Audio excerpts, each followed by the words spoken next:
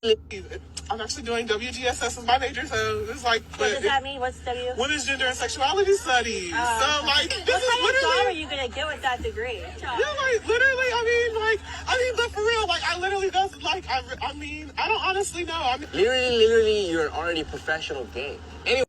Marami akong napansin when it comes to the topic of upskilling. They always overinflate their value. They keep on saying na marami naman akong skills ganito ganyan, so on and so forth. But hindi nila tinatanong sa mga sarili nila because well, ayaw din siguro nilang aminin na kung ano man yung skill na yon, that's not mean that it's going to be paid higher or kung ano man yung naiisip mo.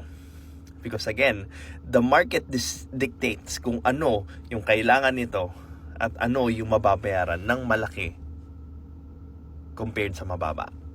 Kaya importante yung tanongin niyo yung sarili niyo before kayo mag-upskill at maghirap na kumuha ng kung ano mang skill. Kung may market ba dito? 'Di ba?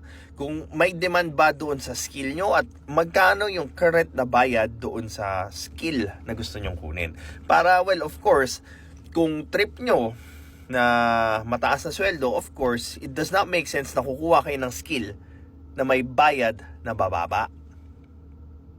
Gets? Well, this is Pinoy Extreme. Have a good day. This is Pinoy Extreme.